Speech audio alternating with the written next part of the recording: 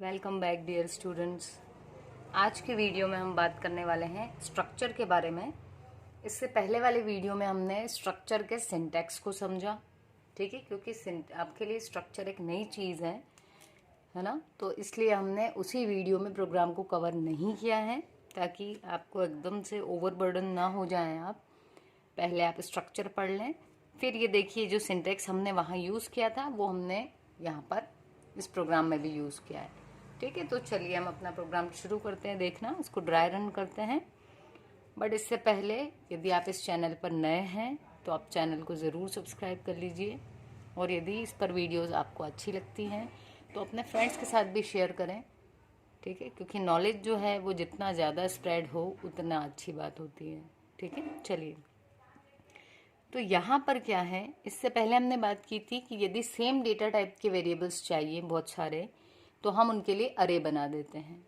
लेकिन यदि आपको डिफरेंट डेटा टाइप चाहिए लेकिन आपको एक साथ रखना है उन डेटा को, जैसे यदि हम बात करें स्टूडेंट की, तो एक स्टूडेंट की जितनी भी डिटेल्स हैं, जैसे उसका नेम है तो नेम होता है कैरेक्टर अरे की बात कर ली हमने, मतलब एक स्ट्रिंग होती है नेम, कलेक्शन ऑफ कैरेक्टर्स।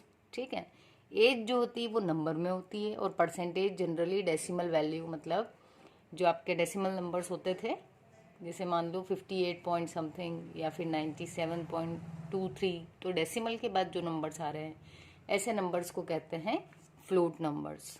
ठीक है, तो इनका डेटा टाइप फ्लोट होगा। तो ये डिफरेंट डेटा टाइप के थे लेकिन आपको एक साथ रखने थे। क्यों? क्योंकि वो एक स्टूडेंट की अकेले की डिटेल्स है। ठीक है, तो इसलिए हमने क्या देखा, स्ट्रक्चर वो क्या करता है, डिफरेंट डेटा टाइप के एलिमेंट्स को एक साथ एक यूनिट में रख देता है। ठीक है, तो वैसे ही यदि अब हम बात करें तो स्ट्रक्ट एक कीवर्ड है, और ये जो नाम लिखा है स्टूडेंट, ये यूज़र डिफाइंड है, मतलब आप कुछ भी लिख सकते हैं इस जगह। ठीक है, यदि आपको एम्प्लॉय, पर्सन या खुद के नाम का स्ट्रक्चर भी बनाना हो तो आपको यहाँ तो स्ट्रक्ट लिखना पड़ेगा क्योंकि कीवर्ड है, बट यहाँ पर आप जो भी आपको सही लगता है, जो आपका मन है इस स्ट्रक्चर का नाम रखने का, वो आप रख सकते हैं। फिर ये जो कर्ली ब्रैकेट है, यहाँ से लेके ये क्लोजिंग ब्रैकेट के बाद सेमी कॉलन लगाएं। इसके बीच में आपको जितने भी वेरिएबल्स देना है आप दे सकते हैं। ये जो वेरिएबल्स हैं ये क्या कहलाएंगे, इस स्ट्रक्चर के मेंबर्स। ठीक है, तो ये सारे जो वेरिएबल्स हैं ये इस स्ट्रक्चर के मेंबर्स कहलाएंगे। अब हम अपना प्रोग्राम, हमेशा एग्जीक्यूशन कहाँ से शुरू होता है, मेन से। आ जाते हैं मेन पर। अब देखो, अभी तक हमने क्या देखा, अगर इंटीजर टाइप के वेरिएबल बनाने हैं तो आगे इंट लिखना पड़ता है। फ्लोट टाइप का वेरिएबल बनाना है तो उस वेरिएबल के नाम से पहले फ्लोट लिखना पड़ता है। वैसे ही यदि आपको ऐसा कोई वेरिएबल चाहिए जिसमें ये तीनों सेव हो जाएं तो वो किस टाइप का होना चाहिए, इस स्टूडेंट टाइप का। तो ये देखो, हमने लिखा पहले स्टूडेंट और फिर लिखा एस, तो ये जो एस है ये इस स्ट्रक्चर का वेरिएबल बन गया। तो ये जब इसका वेरिएबल बना तो इसको क्या क्या सुविधा मिल गई, इसको नेम के लिए मेमोरी मिल गई, एज के लिए भी मेमोरी मिली, और परसेंटेज के लिए भी मेमोरी मिल गई। अगर इसको हम सिंपल किसी और डेटा टाइप का रखते तो सिर्फ उतनी ही इसको मेमोरी एलोकेट होती, बट क्योंकि पूरी आपको ये चाहिए थी इसलिए इसका जो डेटा टाइप है वो क्या लिखा हुआ है हमने, जो नेम है स्टूडेंट इस स्ट्रक्चर का, वो नेम लिखना है बस आपको। ठीक है, तो जैसे ही इसका नाम एस रखा तो उसे समझ में आ गया कंपाइलर को कि इस एस के साथ में क्या क्या आएगा, इसके साथ आएगा नेम, एज और परसेंटेज। ये तीनों चीजें इस एस में है। अब क्या हो रहा है, यहां पर नेम को हमें एक्सेस करना है तो हम कैसे करेंगे, डॉट ऑपरेटर के साथ। ठीक है, ये तीनों मेंबर्स हैं इसके, हमने बात की, इनमें से किसी भी मेंबर को एक्सेस करना है तो हम किसके साथ यूज करेंगे, डॉट ऑपरेटर। तो मेंबर को एक्सेस करने का क्या सिंटेक्स होगा, यदि हम उस सिंटेक्स की बात करें तो आपका सिंटेक्स होगा, जो भी आपने यहाँ पर स्ट्रक्चर का वेरिएबल बनाया है उस वेरिएबल का नाम, वेरिएबल नेम के बाद में आपका डॉट ऑपरेटर, और उस डॉट ऑपरेटर के बाद में जो मेंबर का नाम था वो मेंबर का नाम। ऐसे हम क्या कर पाएंगे, उसको एक्सेस कर पाएंगे। तो अब हम देखते हैं, आ जाते हैं अपने इस प्रोग्राम पर। देखिए, यदि स्ट्रक्चर एग्जाम में पूछा जाता है कि डिफाइन या फिर right a note on structure, तो आप स्ट्रक्चर के बारे में एक थ्योरी लिखेंगे थोड़ी सी, जैसे कि structure is user defined data type. User defined क्यों बता रहे हैं हम इसको? यूजर डिफाइंड इसलिए है क्योंकि यहाँ पर आप कोई से भी वेरिएबल्स ले सकते हो। ज़रूरी नहीं है कि हमेशा नेम, एज और परसेंटेज ही आए। आप चाहो तो यहाँ और भी एड्रेस, फ़ोन नंबर, ये सारी चीज़ें भी आप ले सकते हो। तो क्योंकि ये डेफिनेशन हम दे रहे हैं, इसलिए हम कह रहे हैं कि यूज़र डिफाइंड होता है एक स्ट्रक्चर। ठीक है, तो अब आ जाते हैं हम यहाँ। अपना एक वेरिएबल बन गया था एस, उसके अंदर 3 मेंबर्स थे। अब देखो हमने क्या मैसेज दिया, आउटपुट स्क्रीन है हमारी ये। जब हम प्रोग्राम रन करेंगे तो इस पर क्या मैसेज मिलेगा? Enter name age and percentage. ये आउटपुट पे मिलेगा। क्यों मिलेगा? क्योंकि सी आउट लिखा हुआ है। ठीक, नेम, एज और परसेंटेज। आप इन डबल कोट्स में जो भी लिखेंगे वो एज इट इज़ यहाँ दिखेगा। अब क्योंकि हमें मैसेज मिल गया है कि नेम, एज और परसेंटेज इंसर्ट करना है, तो हमने मानो नेम लिख दिया राम, एज लिख दी 20, परसेंटेज लिख दिए इसके 88.24, ये हम लिख दिया। तो ये सब काय में सेव हो गए?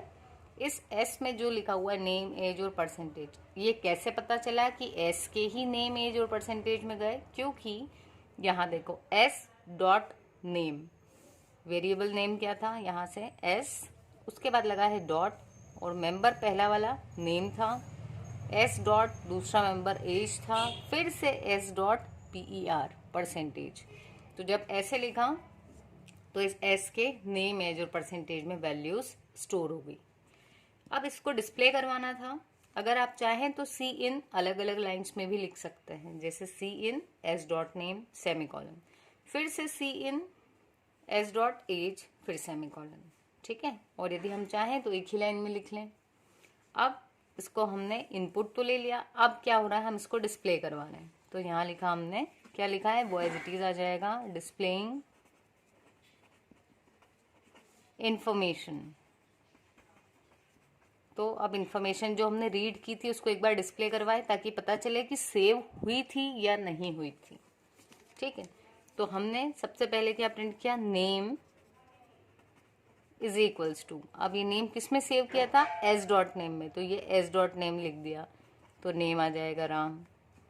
फिर एज क्या थी? एज किस में सेव की थी? एस डॉट एज में, तो यहाँ क्या लिखेंगे हम? एज दी थी 20, वो आ गई। फिर परसेंटेज इज इक्वल्स टू किस में आया था? एस डॉट पर, तो ये हमको आउटपुट मिल जाएगा। तो ये था एक स्ट्रक्चर। यदि आपको एग्जाम में आता है तो आप इसकी थ्योरी लिखें, डेफिनेशन, जैसे कि आपका स्ट्रक्चर जो है it is collection of different data types. इसमें जो मेंबर्स रहते हैं वो डिफरेंट डेटा टाइप्स के होते हैं। ठीक है, स्ट्रक्ट कीवर्ड यूज़ किया जाता है, फिर आप सिंटैक्स लिख दो। ठीक, और यदि देखो सिंपल सा प्रोग्राम है, यदि आप एक प्रोग्राम बना देते हैं, क्योंकि ये प्रोग्रामिंग लैंग्वेज है, इसके टाइटल में ही क्या है, programming methodology and data structure. तो यदि आप इसमें प्रोग्राम बना देंगे तो अच्छे मार्क्स स्कोर करने की गुंजाइश काफ़ी हद तक बढ़ जाएगी, भले ही आप मेजर सब्जेक्ट वाले हों या ओपन इलेक्टिव के।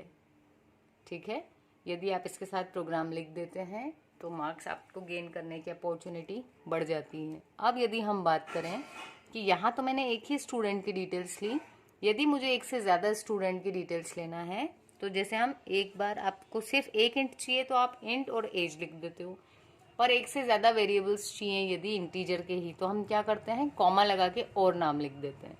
सेम थिंग यहाँ पर भी, अगर मान लो आपको चाहिए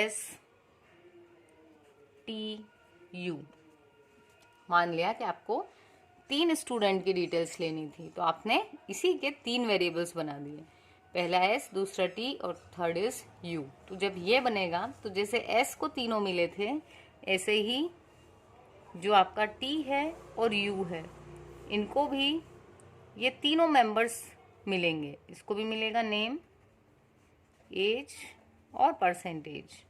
same thing, name, age, percentage. ऐसा क्यों हुआ? क्योंकि तीनों ही इसी टाइप के हैं। एस टी और ये वाला जो है ये है यू। आप जैसे आपने एस को इन करवाया था वैसे ही आप यहाँ नेक्स्ट लाइन में लिख लो T dot name, T dot age, मतलब जहाँ एस डॉट लिखा है उसकी जगह टी डॉट और यू डॉट। सेम थिंग यहाँ पर भी आप प्रिंट करवाएंगे तो प्रोग्राम में और लाइंस बढ़ जाएंगी आपकी। ठीक है, नेक्स्ट वीडियो में हम बात करेंगे पॉइंटर के बारे में, क्योंकि आपको बेसिक जो सिंपल एक पॉइंटर वेरिएबल होता है वो क्या होता है ये पता होना ज़रूरी है। तभी जब हम पॉइंटर टू स्ट्रक्चर पढ़ेंगे तो आप समझ पाएंगे कि पॉइंटर एक्चुअली होता क्या है। ठीक है, तो अच्छे से पढ़ते रहिए। कोई भी चीज़ टफ नहीं होती जब तक हम नहीं मान ले कि ये टफ है ना। तो हम क्यों माने भाई, जब हमारे पास रिसोर्सेज अवेलेबल हैं पढ़ने के लिए तो हम पढ़ेंगे उसको अच्छे से, है ना, बिना उसे टफ माने और अच्छा स्कोर करेंगे। क्योंकि देखिए माइंड सभी के पास होता है, बस हमारे यूज़ करने की देर होती है। तो यूज़ कर लो एग्ज़ाम तक, उसके बाद तो आपको एंजॉय करना ही है, छुट्टियाँ आएंगी वगैरह, है ना। So keep studying, keep supporting. Thank you guys.